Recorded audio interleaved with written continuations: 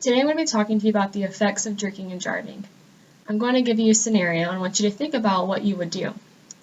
So let's say that you've been at work all day, you're tired, but it's been a rough day, so you decide to go hit up a happy hour. Before going there, you already know that you're going to be driving, correct? So you think, okay, I'm just going to have one drink, then I'll drive home. Well, you get there and you're having a good time. It's happy hour, so the drinks are usually pretty cheap. So you have 2 drinks, and then you proceed to have another. Happy hours usually last about 2 to 3 hours. In that time frame, most people are going to have 3 to 5 drinks, usually. If you eat some food, you think, okay, well, that'll be fine. I'll just drive. I'll be okay. I'll drink some water. Most people might not be okay in this scenario. The way we metabolize alcohol is very different from person to person.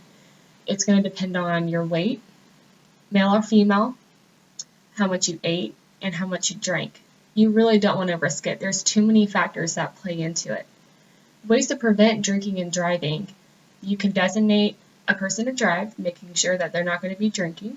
There's also an Uber. There's an Uber app. It's very similar to a taxi, but it's more accommodating. Very easy to get. You can put in where you're at and they'll come pick you up.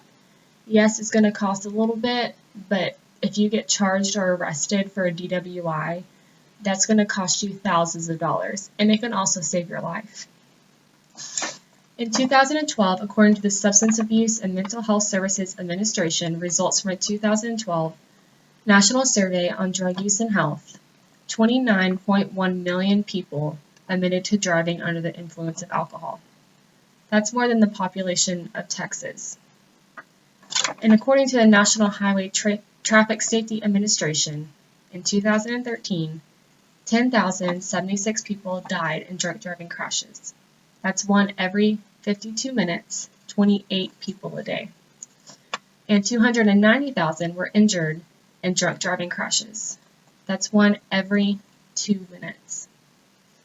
Also, according to the National Highway Traffic Safety Administration, on average, 2 and 3 people will be involved in a drunk driving crash in their lifetime.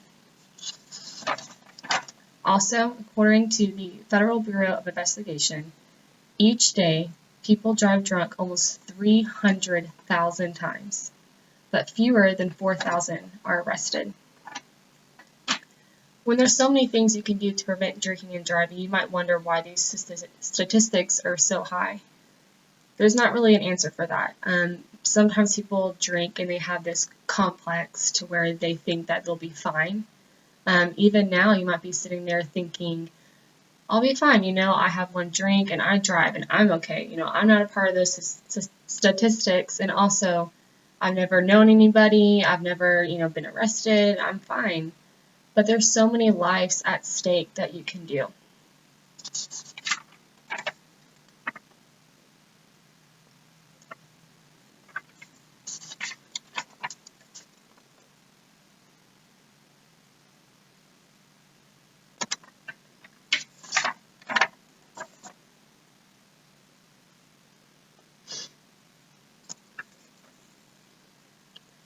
The importance of not drinking and driving is not just important to yourself, it's important to other people.